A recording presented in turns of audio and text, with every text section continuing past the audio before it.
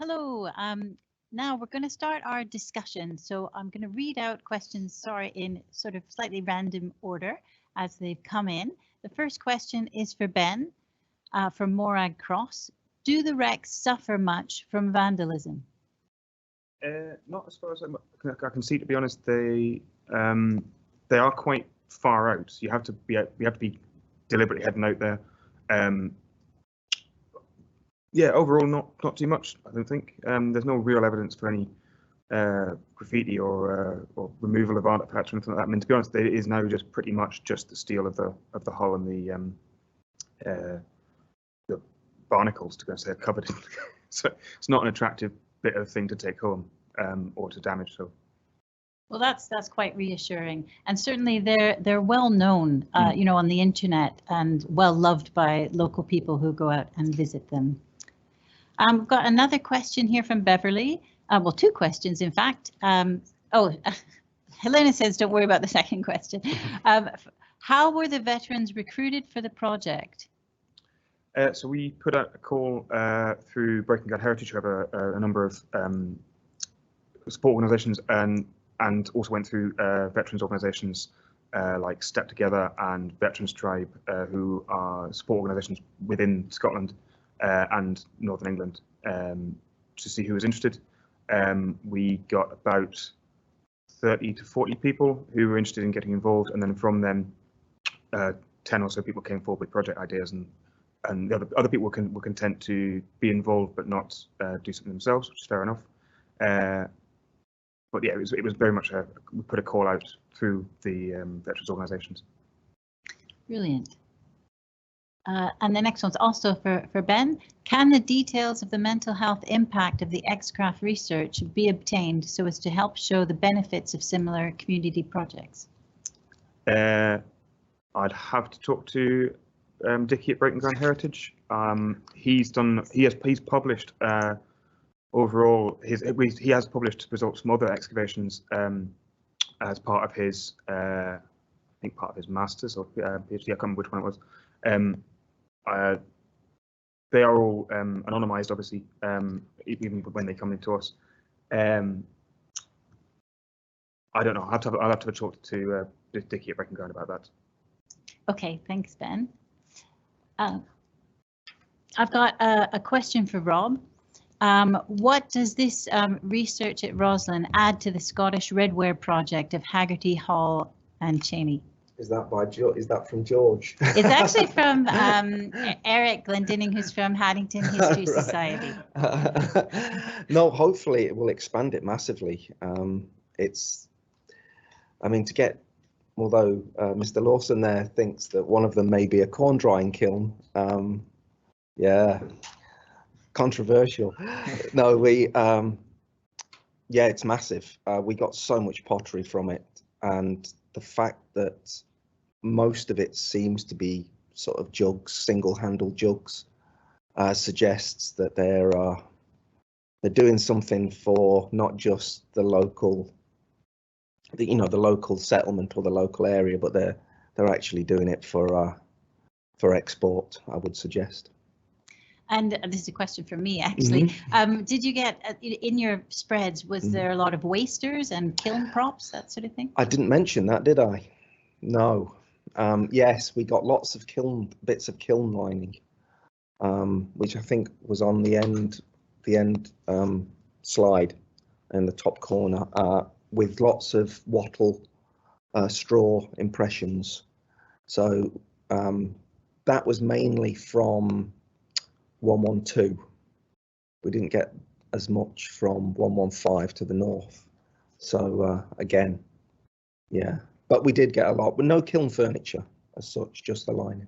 Oh, that's interesting. I'm sure George will have more to say bet he about will. that.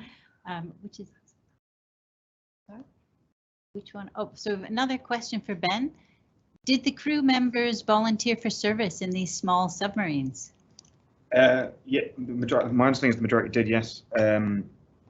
It was quite a secretive thing at the time, but yeah, a lot of it was voluntary even within the submarine service, to say, yeah, well, I want to go to these small craft. It was, what you have is the Xcraft themselves were towed by another submarine to a release point close to the where the mission was going, because they only had a limited range themselves. So what you'd have is a journey crew who would look after the submarine for that journey, and then they'd swap over, and the actual mission crew would get on board. Neither of those jobs were particularly nice, and there were a couple of Xcraft that were lost. I think there's one lost in the Pentland Firth. It's a mistake to go to the Pentland Firth in general, but in a tiny submarine it definitely is. And they were transferring through there, and the cable broke, and the whole submarine and its crew, the transfer crew, were lost.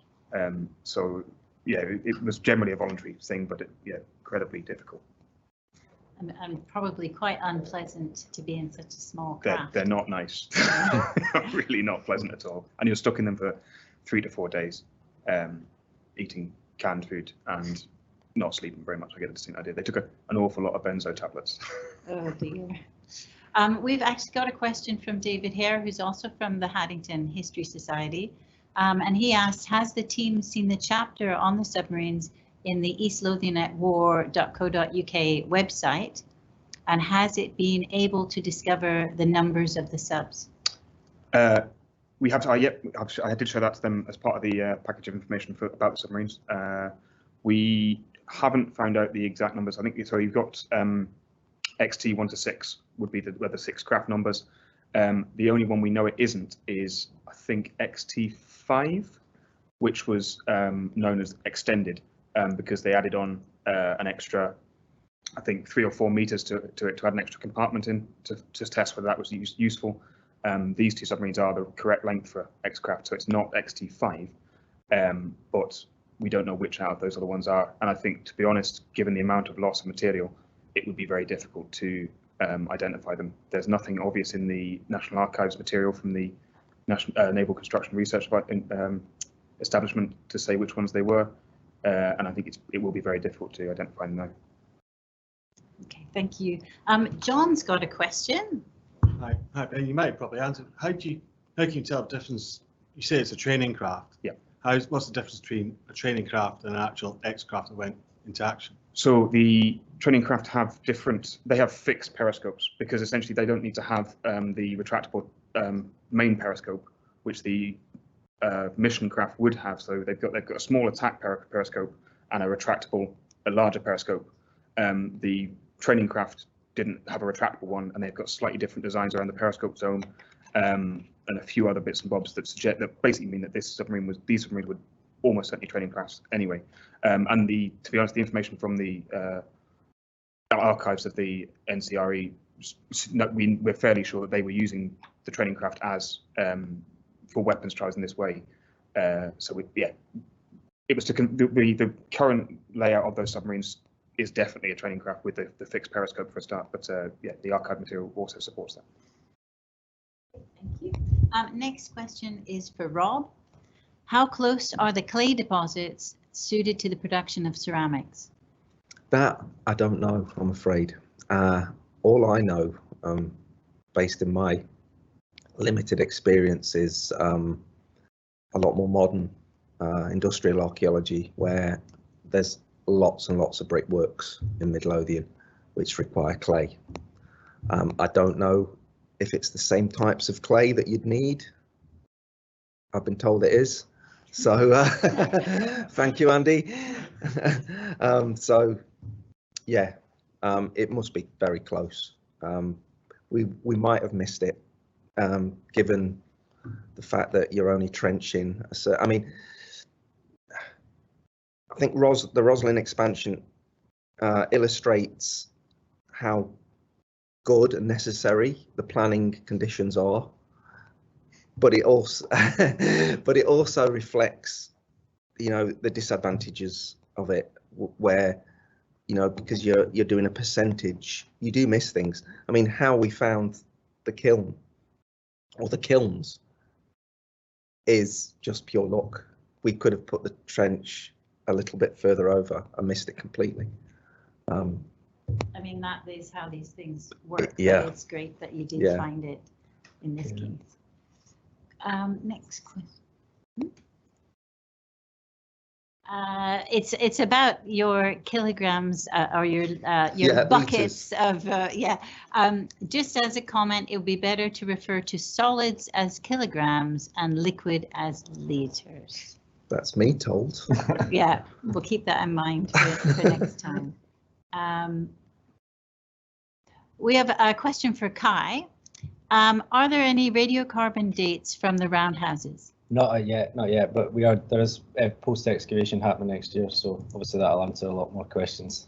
Yeah. Unfortunately. But you got some suitable material. Yeah, definitely. There's a lot, we heavily sampled it, and so we'll get some answers hopefully. Excellent, that'll be really useful, I think. Another one about the Xcraft, it's a comment really. I have a friend whose uncle served on Xcraft in the Far East. He has a lot of photographs. Would anyone be interested? Yeah, certainly. I mean, so Sean, who did the research on the Xcraft in the Far East, was really got into it. He did it. He may well have done a biography on that individual. And yeah, certainly, if they want to email me, I can pass on. I can talk to Sean and see whether they can get in contact. That'd be great. It's always good to build more links there. Fantastic. My email is b.saunders@wessexarch.co.uk. Great.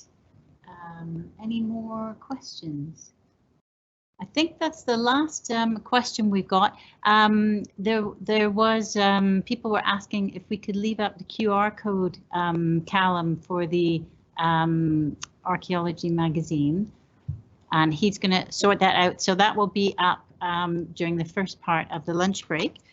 So now we're going to break. We'll have a bit longer break than we might have expected because of Angela not being here. We're going to rejoin at 1 o'clock in the same place. And I'd just like to thank all of our speakers this morning for fascinating talks, and to Callum and to everyone else, thank you, and we'll rejoin at 1 o'clock.